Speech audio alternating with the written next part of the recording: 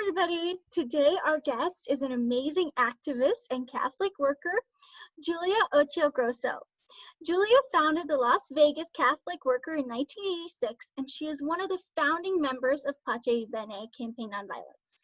She has been instrumental in leading many communities to participate with the Nevada Desert Experiences Nonviolent Actions, and she has worked for years for the disarmament of nuclear weapons. Julia, thank you so much for being here today. Thank you for inviting me. Yes. So Julia, first of all, I would like to thank you so much for helping found Bene Campaign Nonviolence. Working for this organization is like a dream come true for me. I'm so excited. And can you tell me some more about the early days of Bene and how y'all came up with this idea? Well, that was a long time ago, around 1989, and I was living here at the Catholic Worker, and Louis Vitale, a Franciscan, who had the kind of vision of Bene, invited me, and there were a few other people, a Franciscan sister, Sister Rosemary Lynch, Father Alon, and then a Mennonite, Peter Ediger. And also Ken Budigan kind of came into that circle at the very beginning as well. And Louis had this idea, because all these people had been involved in kind of different ways in social justice work, and specifically around the Nevada nuclear test site. We had all been involved with the Witness of Nevada Desert Experience, and organizing or participating in what they organized. And so we had been doing actions at the Nevada nuclear test site, which is about 60 miles north of Las Vegas. And so we were organizing different people, faith-based witnesses out there to call for an end to nuclear testing underground there. And at that point in 1989, we had done a number of years of this. And Louis and others were thinking, we really need to not just be doing this kind of actions where we get arrested and we organize people, but can we look deeper at the implications of nonviolence? And can we, what is there? What more is there to nonviolence and nonviolent campaigns? And so at the beginning there, it was this idea that if we could deepen our understanding of nonviolence, we could become better at what we were trying to accomplish. And so the beginnings of Bene were about study, exploration. And so we would, for example, one of the early projects of Bene was the staff went out around the country and interviewed people who were involved in responding to some kind of injustice or violence. And they would interview people and then glean that information, listen to what people were telling them about their own experiences of nonviolence and violence. And they would gather that information. And another thing we did at the beginning, this kind of core group, we called ourselves the animating group. We would have regular meetings every 4 weeks, every 6 weeks. And at those meetings, there was a big chunk of time that was just spent on study, on looking at aspects of nonviolence, looking at practitioners of nonviolence and studying together.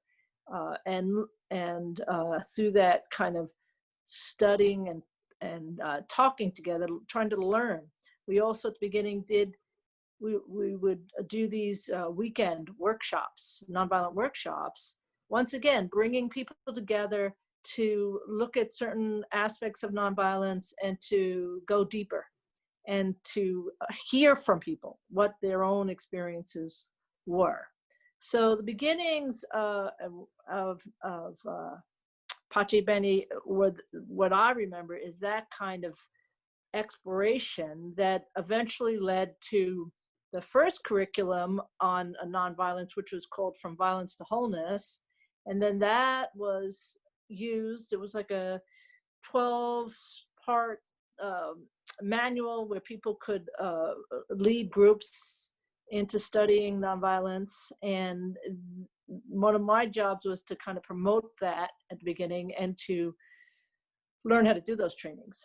And then that kind of got revised and engaged, and now another curriculum. So literally from that start, there have been hundreds of thousands of people who have learned about nonviolence through these curriculums and through our own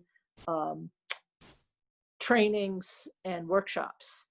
And what I also value about the origin story of Pace Bene is that from the beginning, it was a community that explored and was open and receptive to learning more and more. And that is still very much part of the approach of Pace Bene in all of its work, is what else can we know? What do we not know about nonviolence? And really valuing people's experience, the empirical wisdom that can be gleaned from people who've lived through violence, who've responded to violence nonviolently, and so it's something that's still alive in Pace Bene, that is part of their origins. Oh, thanks, Julia. I do feel like I've been a part of a couple like engaged nonviolence things, and I feel like one of Pace Bene's biggest strengths is just educating people on nonviolence, and that is so valuable. And then my next question is, so Catholic workers, you're a Catholic worker, and Catholic workers have a great commitment to the works of mercy that I've always really admired. Feeding the hungry, giving drink to the thirsty, sheltering the homeless, visiting those who are sick and those in prisons, and burying the dead. And so how, for you, do the works of mercy connect to nonviolence? Well, the practice of the works of mercy, if you do it long enough and consistently enough, after a while, you step over into the margins. Most of us come from privilege, and then go into a place that is on where people who are poor and marginalized are. And what you start to learn about after a while is how the disparity. You start to reflect upon the fact that I have these things and I'm giving these things. So I have, and others are lacking. And so, I'm feeding people who are hungry. I'm giving a place for people to stay if they need a place to stay. So, but you start to come to be more conscious of the disparity. Why do I have and someone else doesn't have? What is that injustice about? What, I'm not better than someone else. Why do I have? And so the works of mercy, the practice of that can become a way to expose the violence and injustice that exists. And so doing the works of mercy is not this, well, pious act, oh, I'm doing this great thing for other people, but it becomes very humbling and becomes a way to repair in a very personal way the damages of injustice, the hurts. It's a very kind of hands-on, you cook a meal that in a loving way and you feed someone who's hungry. That becomes a way to try to begin to heal the decades of violence and oppression that so many people who are on the margins have experienced. And so the works of mercy for me have become that, and I feel that. I feel that very deeply, that it's just a very feeble, small gesture that can be offered for healing, a nonviolence, a nonviolence that can be offered to to to heal the great divide, the great disparity in some small way. That's how I see it connected. Oh, thanks, Julia. I feel like that's you really hit the nail on the head right there. And then I know that you've done a lot of work at the Nevada test site where they test a lot of nuclear weapons. And I would like to thank you so much for your commitment because I really care about nuclear disarmament. And can you tell me about that and what inspired you to start working for nuclear disarmament? Well, I started to understand or learn about the nuclear issue when I was living at the Los Angeles Catholic Worker. I had moved out there right after I graduated from high school and joined that community. And with that community, they were doing resistance to different weapon developers. They would vigil in front of Rockwell, and they had different kind of anti-nuke protests that I was part of, and that's where I began to understand that nuclear weapons, the great violence that they represent. And then while I was living at the LA community, the Nevada Desert Experience started their work here in Las Vegas, and they came to the Catholic Worker and invited us to come out to the desert where the testing was happening to participate in a Lenten desert vigil. So every day during the 40 days of Lent, people would be present at the gates of the Nevada nuclear test site, praying for an end to testing and vigiling outside those gates. So I came out to join them for 10 days during Lent, and I was out in the desert and just surrounded by this stunning landscape, hills, snow-capped in distance, the sun hitting the desert plants, the blue sky, this incredible beauty. As I stood outside the gates of the Nevada nuclear test site, where we know at that time they were using machinery to desacralize this land, digging tunnels, mile-long tunnels in the earth to put bombs in it to explode, to test so that they could build better weapons of mass destruction. And standing in the contrast of those two realities were very impactful for me. I was like, once again, I was close to your age, and I remember feeling the tension of those two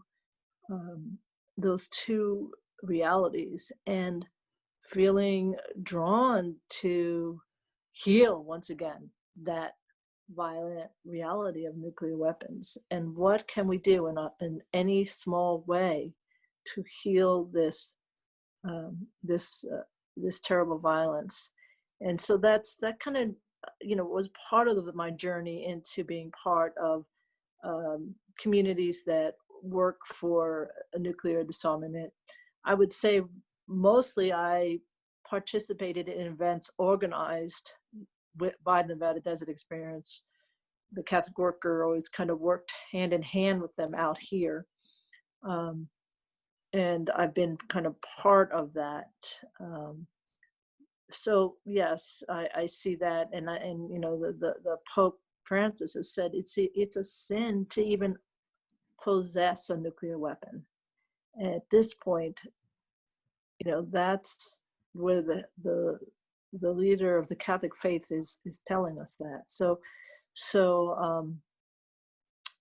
it's also, you know, my faith that in the sacredness of all life and the values that are come from the gospel that are inspiring me to work against the violence of nuclear weapons. Thank you, Julia, and thank you for all your work.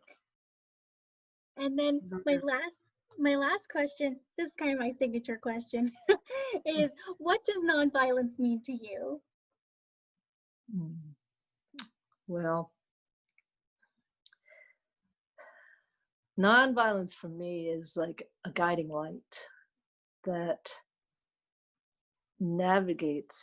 helps me navigate this journey of life. It is a light that can be used to see my way through the conflicts into personal relationships, you know, the struggles in community life, or the different kinds of struggles in the work that we have. It is a way to approach this. And it is also a way to see a way through all of the issues that are in front of us, from nuclear weapons to racism, and they're all connected, all of the injustices. Because once you understand the principles of nonviolence, you can see how it is a practice that can be applicable in all areas of our lives. So it becomes a light, a guide, a compass for a way to approach everything, you know. And so for me, nonviolence is about a profound capacity to love. It is more than a sentimental act. It is a suffering love, a willingness to suffer, a willingness to be part of the messy parts of our lives, but finding also hope in that. So nonviolence is also, for me, it's so hopeful because, as I said, it's like this, you know, you always have this spiritual tools to work with. And so you can you can look at anything that comes up, and there is kind of an infinite amount of creative possibilities once you understand the principles of nonviolence. And the more you understand, the more you can tap into that kind of infinite possibilities.